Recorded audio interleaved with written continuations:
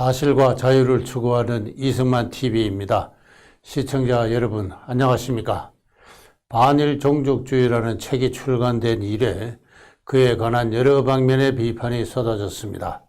그 가운데 일본군 위안부 문제와 관련하여 지난 10월 11일에는 위안부 논쟁 1 해서 그들은 과연 빈손으로 돌아왔던가라는 주제로 제 입장을 해명해 드린 바 있습니다. 오늘은 위안부 논쟁의 두 번째 시간으로서 그래도 강제 동원인가 라는 주제로 말씀드리도록 하겠습니다. 강제 동원의 의미와 관련해서는 위안부 문제를 오래 연구해온 이 방면의 최고 전문가라 할 수 있는 윤명숙 씨는 한겨레 신문에 기고한 글에서 영하 기향의 수와 같이 일본 군인이 총검을 앞세워서 처녀들을 끌고 가는 일은 없었다. 영화의 그런 장면은 좀 지나쳤다라고 이야기하였습니다. 그러한 인식은 다시 말해서 관헌이 직접 농촌사회에 침입해서 여인들을 끌고 간 적은 없다는 인식은 한국에서나 일본에서 위안부 문제에 관한 연구자 사회에서는 상당히 오래전부터 일종의 합의가 이루어진 상태입니다. 일본에서 위안부 문제의 근이라고 할 수 있는 이 윤명숙 씨의 성생이 되는 요시미 요시아키 교수나 또는 송년옥, 후지나가 다케시, 도노무라 등 유명한 어떤 연구자들의 인식도 그 점에서는 마찬가지입니다. 그럼에도 불구하고 저희들을 비판하는 일부 연구자들이 명백한 증거가 없다고 사실이 없었다고 할 수 있느냐 하며 저희들의 관헌에 의한 강제 연행설의 부정을 맹비판하면서 일본의 범죄 행위를 옹호한다고 하고 있는데 이는 참으로 적지 않은 유감이라고 하겠습니다. 다시 말해서 전 시기의 총독부는 위안부 모집이나 충원과 관련해서 그들이 노무자 동원에서와 같은 관알선 정책을 시행하거나 또는 징용령과 같은 법령을 반포한 적이 없습니다. 1940년에 발표된 국민직업 소개령이나 부속하는 시행규칙에서도 위안부는 그 대상이 아니었습니다. 다시 말해서 제도와 정책에 관한 한 일제가 총독부가 조선에서 위안부를 동원했다고 주장할 만한 그러한 증거는 없습니다. 다시 말해서 위안부는 공적 동원의 대상이 아니었습니다. 그런데 윤명숙 씨를 비롯한 위안부 연구자들은 공적 동원은 없었지만은 실태로서 동원은 있었다라고 주장하고 있는 것입니다. 그런데 윤명숙 씨는 1937년 위안소가 설치되기 이전부터 존속한 공창제 하에서 발달해온 소개업이 사실상 동원의 역할을 했다라고 주장하고 있습니다. 소개업자들은 가난한 집안에 나이 18세, 20세 전후의 여성을 폭력이나 강압으로 끌고 가거나 이를 법률적으로는 약치라 합니다. 폭력이나 강압으로 끌고 가거나 또는 좋은 데 취직시킨다고 하는 감언 이설로 데려갔다는 것입니다. 이를 법률적으로 유괴라 합니다. 이 같은 약치와 유괴를 통해서 본인의 의사에 반하게 본인을 특정의 피재배 상태로 옮겨놓는 행위, 그것은 당시의 형법이 금하는 불법 행위로서 범죄입니다. 더구나 일본군이 소개업자들에게 그러한 범죄를 의뢰했고 또 총독부의 경찰 권력이 그에 협조했으니 강제 동원이나 다를 바 없다. 공적 동원은 없었지만은 실태로서 동원은 있었다. 소개업자들의 약치나 유괴 범죄 행위를 국가 공권력이 이를 사주하거나 방조했다는 것입니다. 그래서 일제의 위안부 모집은 전쟁 수행을 목적으로 일본이라는 국가가 저지른 국가범죄로서 강제 동원이며 이에 지금도 일본 정부가 법률을 제정해서 사과하고 청산할 국가 책임이라 하는 겁니다. 그런데 저를 비롯한 반일 종족주의의 저자들은 그 점을 부정하고 있으니 이는 단순한 견해 차이라는 말로만 덮어둘 수 없는 일이다라고 분노하고 있는 그와 같은 실정입니다. 지난 10월 1일 있었던 민족문제연구소가 주최한 반일 종족주의 긴급진단, 역사 부정을 논박한다라는 학술회의에서도 같은 주장이 제기되었습니다. 거기서 발표된 한국 뉴라이트의 역사 수정주의의 논리와 욕망이라는 논문에서 어느 교수는 강제란 본인의 의사에 반하여 끌고 가는 약취와 유기의 범죄인데 일본군이 이를 사주하거나 총독부가 방조했으니 곧 강제동원과 다를 바 없다라고 주장을 하고 있습니다. 지난 1991년 위안부 문제가 제기된 이래 일본이나 한국의 여러 운동가와 연구자들은 이러한 논리로 강제동원서를 정비하고 그것을 근거로 해서 일본 정부를 비판하면서 일본의 국가 책임을 지금까지도 강하게 추궁해 오고 있습니다.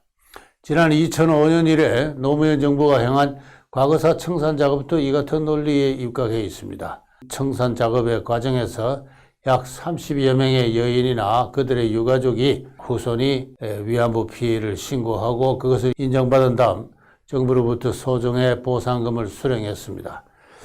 당시 내려진 판결문 두 가지를 소개하겠습니다.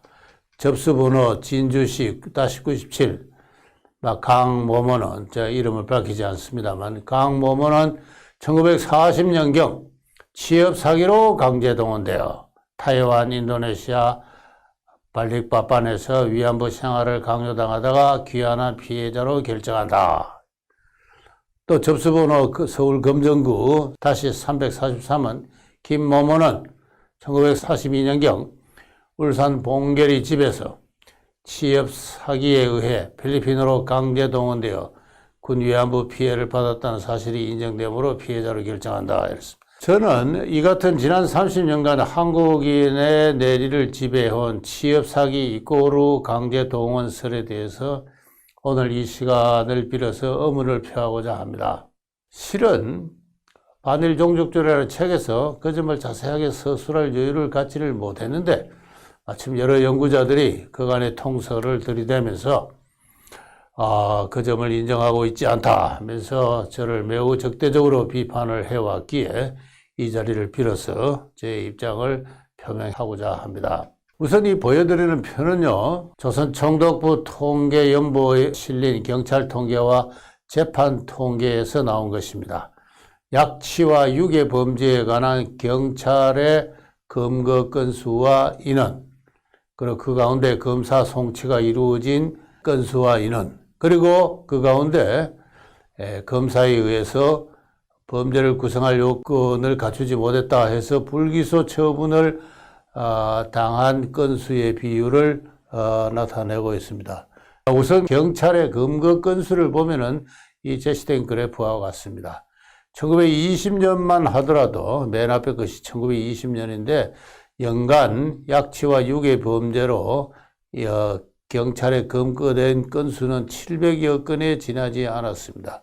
그랬던 것이 1920년대에 걸쳐서 부쩍 증가하는 모습을 이렇게 볼 수가 있습니다. 그래서 1929년 30년이 바로 이 피크를 이루고 있는데요. 1930년 피크에는 연간 2160건을 이루었습니다. 그런데 이후 이 약취 유괴범의 경찰 검거 건수는 급속하게 하락을 하고 있는 모습을 막상 이렇게 쭉 이렇게 볼 수가 있죠. 그렇게 해서 하락을 하다가 1941년이 되면은 다시 718건으로 내려왔고 더 나아가서 1942년과 43년에는 505건, 347건에 불과했습니다. 제 주장은 바로 이 통계에 근거하고 있습니다. 이 통계를 과연 믿을 수 있는가라고 회의하는 사람들이 많이 있겠지요.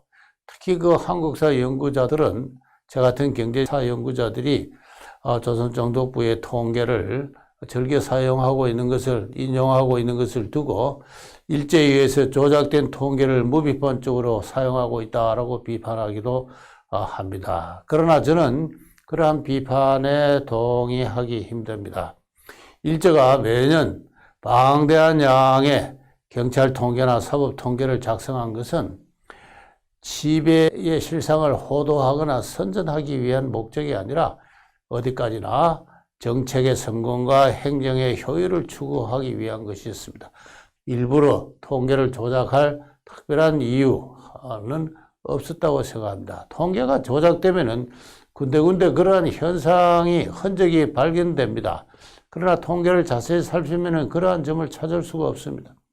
1920년대에 이 약취와 유괴 범죄 건수가 증가한 것은 그만큼 1920년대 농촌 사회의 빈곤이 점점 심각해지는 추세였고, 이것은 기존의 경제사 연구가 그대로 지적하고 있는 그대로입니다. 1929년 30년에 피크를 이룬 것은 다 잘 아시다시피 그 때가 바로 세계 대공황이 발발한 때였기 때문에 그렇습니다. 그 밀접한 관련성을 갖고 있습니다. 그리고 이후 쭉 감소를 하다가 중간에 불쑥불쑥 다시 증가하는 시기가 있습니다. 1934년이 그러한데요. 또 1939년이 그러합니다. 이 두 해는 1930년대에 유명한 흉작이 발생한 시기입니다. 이런 것도 통계적으로 일치되고 있습니다. 1930년대에 들어서 약취와 유괴 범죄 건수가 줄어드는 추세는 이 30년대의 사회경제의 변화와 더불어 충분히 합리적으로 설명될 수 있는 현상입니다. 1920년대가 상대적으로 정체와 빈곤의 기간이었다면 30년대는 활발한 개발과 성장의 시대였습니다. 1인당 소득 수준이 뚜렷하게 개선되어 갔습니다. 그에 따라서 빈곤에 몰려서 소정에게 전차금을 받고 딸을 소개업자에게 넘기는 이 비정한 가부장들의 행위가 줄어들었습니다. 생활 수준의 개선에 따라서 정년기 아동의 취약률도 개선되었습니다. 1933년부터 보통학교, 나중엔 소학교 또는 국민학교라 했습니다만 이 취약률이 뚜렷하게 개선되어서 1943년경이 되면은 남자 아동의 60%, 여자 아동의 40%가, 그러니까 정년기 아동의 60%와 40%가 초등학교에 취약을 했습니다. 여성의 인권의식이 크게 고양된 것도 한편의 중요한 원인이었습니다. 가시나가 공부를 하면 이것밖에 되지 않는다 하면서 자기 몰래 학교에 간 딸을 교실에서 끌어내 죽으라고 두들겨 팬 그런 비정한 가부장의 무식함과 폭력도 조금씩 사라져가는 그러한 시대가 되었습니다. 제가 방금 말씀드린 이 문장에 관해서는 반일 종족주의의 그 앞뒤 사정이 잘 서술되어 있으니까 참조해 주시기 바랍니다. 1937년 전시기 이후가 되면은 많은 남자들이 일본으로 노무자로 군인으로 군속으로 갔습니다. 1942년 이후가 되면은 농촌의 일손 부족 현상이 뚜렷해졌으며 그리하여 여성들이 야외 농업 노동의 중심을 차지하게 되었습니다. 또한 전시통제기구와 정책이 농촌사회에 깊숙이 침투합니다. 청독부는 금융조합을 통해서 1933년부터 시행해온 자작농지 설정 사업에 큰 빡차를 가합니다. 그에 따라서 토지를 소유하지 못했던 순소작농의 상당 부분이 전시기를 통해서 약간의 자작지를 소유한 자소작농으로 계층 상승을 하게 됩니다. 농가의 경제 사정이 훨씬 좋아진 것이죠. 또한 청독부는 토지 구입 자금을 융자하면서 농가의 대부분을 5인조 단위로, 보통 진흥회라 했습니다만 5인조 진흥회 단위로 농가를 조직했습니다. 더 이상 자세하게 설명드릴 수는 없겠습니다만 이상과 같은 1930년대 이래의 사회 경제의 변화는 농촌 사회에서 또는 도시에서 여인을 상대로 한 약취와 유괴의 범죄 건수를 크게 감소시킨 원인으로 작용하였습니다. 다시 말해서 이 그래프에 나타나 있는 이 30년대의 감소 추세는 1930년대의 농촌 사회에 전개된 사회 경제의 변화와 밀접한 관련성으로 설명될 수 있는 것입니다. 그런데 다시 한번 그래프에 주목을 하시기 바랍니다. 1937년에 일본군 위안소가 국내외 각 지역에 설치되었습니다만 그러나 약취 유괴 범죄의 추세를 증가 추세로 돌리는 요인으로 작용하지는 못했습니다. 반일 종족주의 제 책에서 강조한 바입니다만은 위안소 제도는 이전부터 있어온 공창제의 일환으로서 그것의 군사적 재편성에 다름 아니었습니다. 일본군의 위안소 설치에 따라서 신규로 약 4천여 명에 달하는 조선인 위안부의 수요가 그러한 시장이 새롭게 열려 있습니다만은 그에 따라 약취 유괴 범죄는 증가하지 않았습니다. 오히려 기존의 추세에 따라서 급속하게 감소하는 추세를 밟았습니다.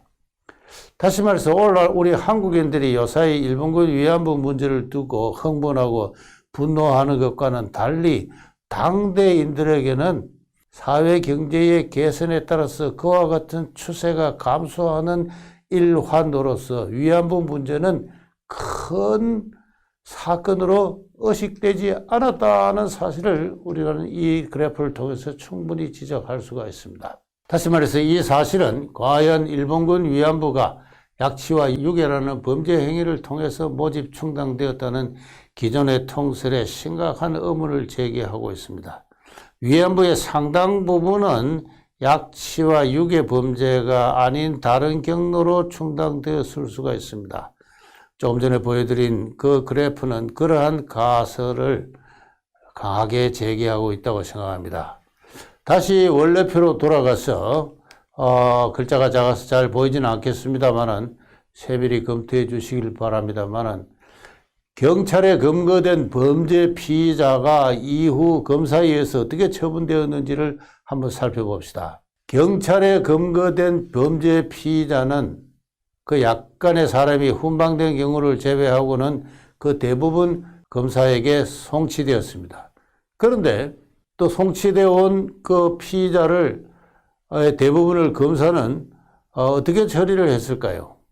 그 가운데 실제 법원의 재판에 붙여진 사람은 얼마 되지 않았습니다. 표에서 보듯이 검사에 송치된 피의자의 평균 85%, 바로 이 부분입니다만은 평균 85%는 불기소 처분으로 재판에 회부되지 않았습니다. 불기소하는 사유가 쭉 통계연부에 나오는데요. 가장 많은 것이 죄를 구성할 요건을 갖추지 않았다는 것이었습니다. 검사가 보기에 경찰이 애서 근거해서 넘긴 사람의 85%는 재판에 넘겨봤자 재판에 성립시킬 요건을 구성하고 있지 않다는 것입니다. 이것이 또한 당시에 부정할 수 없는 현실이었습니다. 이 같은 사실을 어떻게 받아들일까요?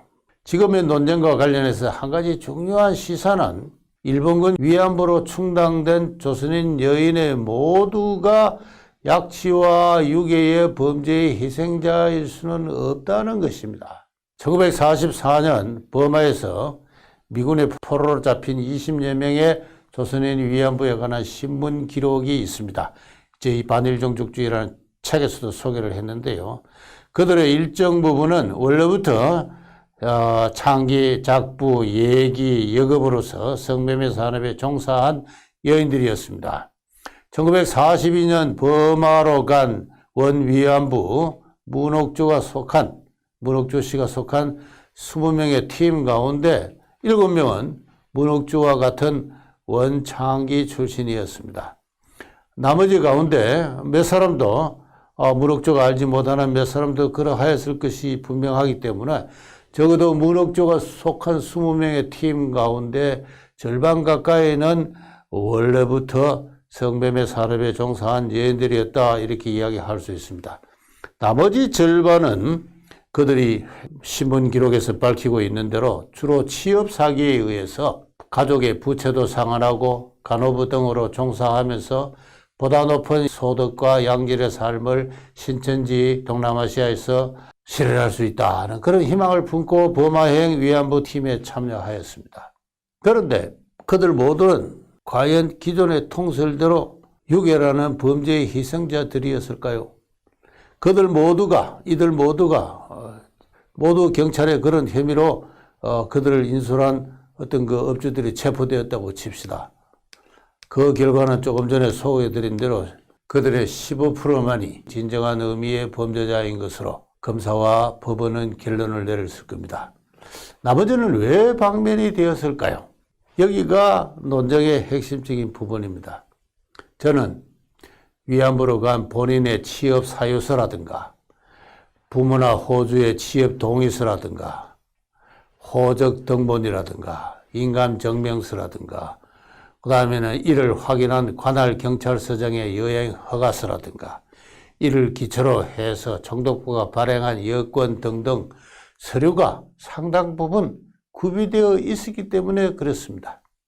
약간의 미비한 서류가 있더라도 이는 사후로 보충될 수 있었습니다. 그래서 대체로 불기소 처분되거나 무죄 판결을 받았을 것이다 라고 저는 생각하고 있습니다. 그래서 저는 이미 반일 종족주의 책에서나 이후 발표한 저의 글에서 일본군 위안부 문제를 단순히 일본이라는 국가 권력의 강제 동원, 그에 따른 국가의 범죄 문제만으로는 추궁할 수가 없고 조선에 이식된 민법을 비롯한 근대적 법제, 그 법제가 만들어낸 호주제 가족, 그 호주제 가족에서 행사된 가부장 권력, 그리고 사회, 농촌사회에 만연한 빈곤, 그리고 미신 등등이 종합적으로 작용하여서 하청, 극빈 계층의 딸들에게 강요한 슬픈 운명이라고 했던 것입니다. 다시 말해서 국가 권력만이 아니라 가족, 사회가 모두 그에 가담한 그러면서도 적극적인 죄의식은 결여된 그런 의미에서 하나의 역사적이며 문화적인 현상으로서 위안부 문제를 규정하고 이해해야 된다고 주장했던 것입니다. 이와 관련해서는 당대에 발행된 신문에서 많은 기록을 찾아볼 수가 있습니다. 반일종족주의라는 책에서 이미 소개했습니다만 되풀이하겠습니다. 1937년 바로 위안소가 설치된 그 해죠. 서울 종로구에서 김초향이라는 기생이 있었습니다. 기생의 벌이가 시원치 않자 그 부모가 초향을 만주 도문의 어느 유곽에 창기로 팔았습니다. 이 유곽은 위안소로 지정될 그러한 유곽인지도 모르죠. 창기로 팔았다고 해서 조선시대 노비처럼 사람을 사고 판 것은 아닙니다. 정확하게 말해서 취업 승낙을 한 대가로 상당한 금액의 전차금을 수령한 것이죠. 그런데 김초향은 어떻게 했습니까? 창기는 될 수 없다. 이렇게 해서 종로경찰서에 뛰어들어서 눈물로 선처를 호소했습니다. 종로경찰서는 초향의 부모를 불러서 전후 사실을 조사했습니다. 그렇지만 초향의 부모가 불법을 저지른 것은 아니었습니다. 이 점이 중요합니다. 요 사이 같으면 불법이겠죠. 당시에는 불법이 아니었습니다. 그보다 앞서 1934년에 경기도 소사에서도 비슷한 사건이 있었습니다. 세 딸을 가진 어느 아버지가 있었는데 살림이 궁하자 이미 큰딸과 셋째 딸을 팔아넘겼습니다. 그리고 남은 둘째 딸마저 팔려고 했습니다. 그러자 둘째 딸이 소사경찰서에 뛰어들어서 선처를 호소했습니다. 날 좀 어떻게 보호해 주세요. 우리 아버지가 나를 팔아먹으려고 그래요. 팔아먹으면 어디로 갑니까? 창기나 기생이나 작부가 되는 것이죠. 위안부가 되는 것입니다. 경찰서는 그 비정한 아버지를 불러서 설류했다고 했습니다. 타일렀다고 했습니다. 설류란 것은 설득해서 깨우친다. 너 당신 그러면 안 돼. 아무리 가난하지만 어떻게 딸을 팔 수가 있어. 그렇게 타일렀다는 것입니다. 다시 말해서 가부장이 자신의 속한 가족 성원의 지위를 변경하는 것은 그에게 주어진 합법적인 권리였습니다. 그리고 당시의 법제와 문화에서 그 딸의 인권을 보호할 장치는 없었습니다. 그래서 대부분의 딸은 가족을 위해서, 부모를 위해서, 또 부모를 원망하면서 울면서 소기업자의 손에 이끌려 집을 나섰던 것입니다. 또한 많은 극빈계층의 부모들은 어린 딸을 소기업자나 그와 유사한 중개인에게 수양딸로 넘겼습니다. 서울 종로에 사는 어느 어리석은 부모는 집을 찾아온 어느 행상이 당신 딸은 기생을 해야 장수할 사주팔자다 라고 말했습니다. 그 말에 쏘가 넘어가서 자신의 딸을 그 행상의 수양딸로 줘버렸습니다.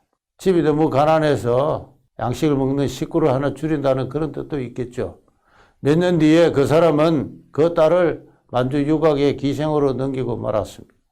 뒤늦게 형편이 좀 좋아지자 자신의 어리석음을 깨달은 그의 어머니가 경찰서에 나가서 내 딸을 좀 찾아달라고 눈물로 호소하였다라는 그런 신문기사가 나와 있습니다만 이미 딸은 기생으로 위안부로 되고 마른 상태였습니다.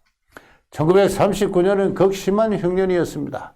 전국적으로 약취와 유괴의 범죄가 횡행하였습니다. 이 보여드리는 이 사진은요, 이 하윤명이라는 어떤 여자와 그의 남편이 저지른 대규모 약취 유괴 범죄가 대대적으로 신문에 보도된 그 기사에 나온 것입니다. 이 하윤명 부부의 마수에 걸려서 지난 수년간 약 140명의 여인들이 만주나 중국으로 팔려나갔다고 했습니다. 이 보여드리는 이 사진은 이 하윤명 부부에 억류되었다가 경찰에 의해서 해방된 여인들의 사진입니다. 자세히 보면 전부 어린애들이에요. 나이 10대 초 전반에 상당 부분은 또 10대 전반의 어린 소녀들이었습니다. 이들이 왜 여기 서 있을까요? 하윤명이라는 부부가 이 많은 인구를 강압적으로 약취했던 것인가요? 아닙니다. 그 대부분은 부모들이 합법적으로 지역을 승인한 경우나 또는 원부모로부터 수양딸로 넘겨받아서 자기 호적에 입적한 아이들이거나 혹은 빈곤과 폭력의 가정으로부터 가출하여서 떠돌다가 이들 부부에 의해서 접수되어서 그런 경우에는 1인 가족의 여성 호주로 등록될 수가 있습니다. 이렇게 되면은 자기 스스로가 자기 운명을 결정할 법적 능력을 갖게 되는 것이죠. 다양한 형태로 서류를 조작하는 어떤 노하우를 확보하고 있는 것이 바로 당시의 이 인신 매매업자, 소개업자들의 남다른 실력이었습니다. 다시 말해서 갖출만한 법적 요건은 다 갖추었던 것입니다. 세론의 매서운 질타에도 불구하고 이 하윤명 부부가 과연 재판에 넘겨져서 실형을 살았는지는 확실치 않습니다. 이런 부분 앞으로 더 자료를 찾아서 연구를 해봐야 되겠습니다. 이 보여드리는 이 사진은 역시 1939년 그 유명한 흉년에 충남 논산 일대에서 터진 유괴 사건의 사진입니다. 제시된 사진은 그 위에는 이 유괴범 일당, 7명으로 이루어진 유괴범 일당과 그 밑에는 그들에게 억류되었다가 경찰에 해방된 어떤 그 여인들입니다. 나이가 한 20세 전반의 여인도 보이지만은 요 앞에 어린애들이에요. 어린애들. 이 어린애들이 왜 여기 있습니까? 부모가 수양딸로 넘긴 거예요. 이제 결론을 맺겠습니다. 역사가는 재판관이 아닙니다. 저는 늘 그러한 관점에서 제 평생에 걸친 역사학 연구에 저는 종사해 왔습니다. 일본군의 위안부 모집을 모조리 약취와 유괴의 범죄로 단정하고 그에 대한 국가 책임을 묻는 것은 그 시대의 사회, 문화, 법, 제도 그리고 현실을 총체로 인식하고 그것을 충실하게 복원해서 서술하는 역사가의 직분을 넘어서는 일입니다. 당시에도 전문적인 훈련을 받은 법률가들이 있었습니다. 다 근대적인 법제에 훈련을 받은 경찰과 검사와 재판관이 있었습니다. 그들의 법률적인 지식이 오늘날 공병시험에 될 땐 역사가의 그것보다도 못하다고 생각한다면 큰 오산입니다. 이 경찰과 검사와 재판관의 입장은 달랐습니다. 직무에 따라서 상이한 판단을 하였습니다. 치안을 책임지는 경찰로서는 많은 사람들을 약취와 유괴의 혐의로 검거했습니다. 그게 경찰의 임무죠.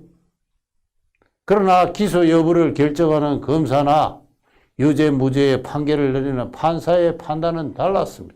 역사가는 이러한 당대의 현실을 있는 그대로 충실하게 묘사하고 그 전체상을 재현해내야 됩니다. 더 이상의 능력이나 권한은 그 역사가에게 없습니다.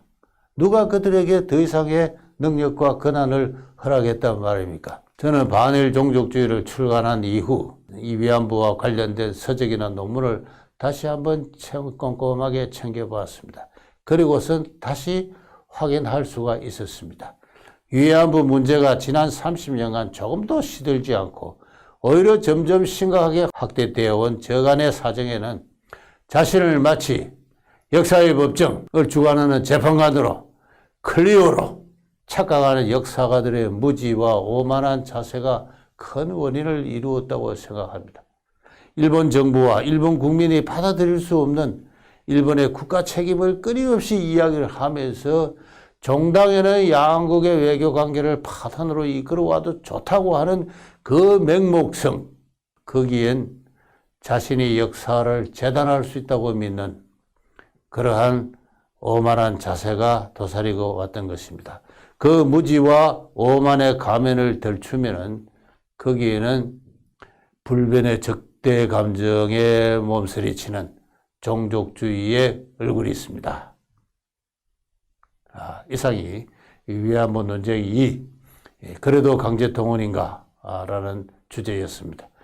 다음 시간에는 위안부 논쟁 3인데요. 그들은 과연 성노예였던가 라는 문제를 다시 한번 검토해 보도록 하겠습니다. 감사합니다.